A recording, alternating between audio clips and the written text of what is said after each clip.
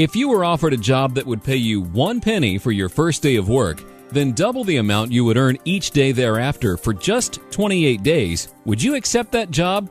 Probably not, right?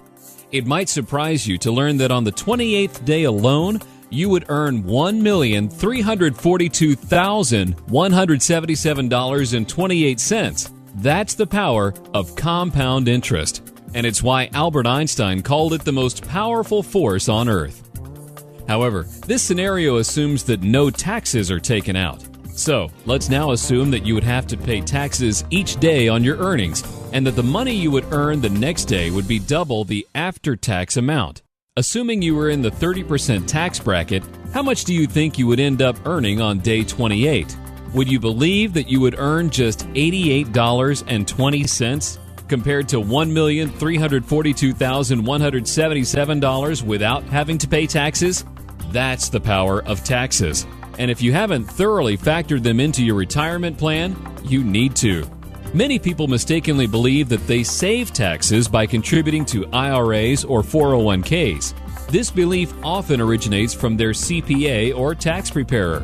The truth of the matter is that contributions to an IRA or 401k or many other qualified plans defer the taxes until a later date, but they don't eliminate the taxes and may not even reduce your overall taxes.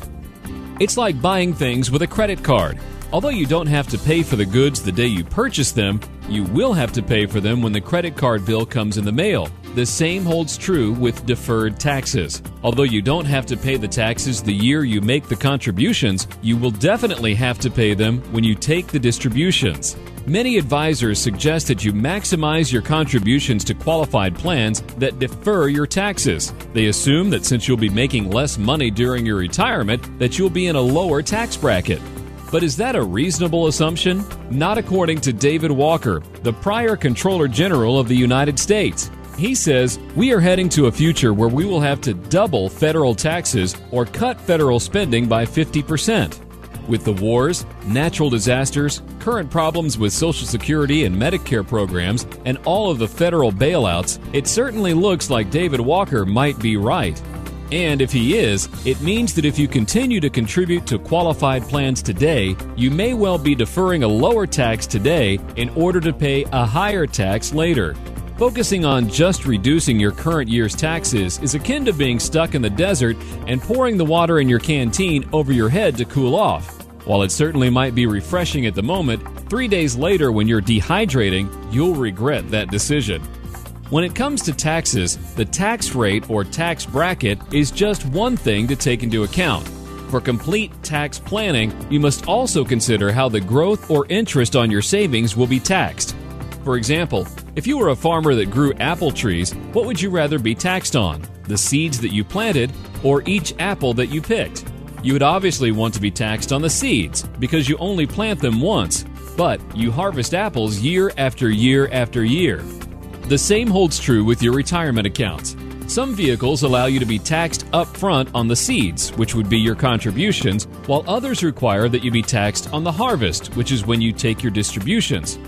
You want to position yourself to pay the least amount of taxes over your entire lifetime, not just for one particular year. That would be like coaching a football team with the goal to win one particular quarter instead of winning the overall game. The most powerful way to reduce your taxes over your lifetime is by becoming your own banker. When structured properly, you will not be penalized for accessing your money before reaching a certain age, or be required to begin withdrawals, or be limited to contributing a certain amount, like you will be with a government-sponsored plan like the 401k or IRA or Roth IRA. And you will not have restrictions as to where you can put your money, like you will be with most qualified plans. And you will not be burdened with an unknown future tax liability like 401ks and IRAs. By becoming your own banker, you will soon be in a position to stop supporting the employees and shareholders of other banks and finance companies through all of the interest you're paying to them. Plus, you will be able to reduce the amount of taxes you must pay to the government, and instead use that money to support you and your family. Becoming your own banker will prove to be one of the wisest decisions of your lifetime.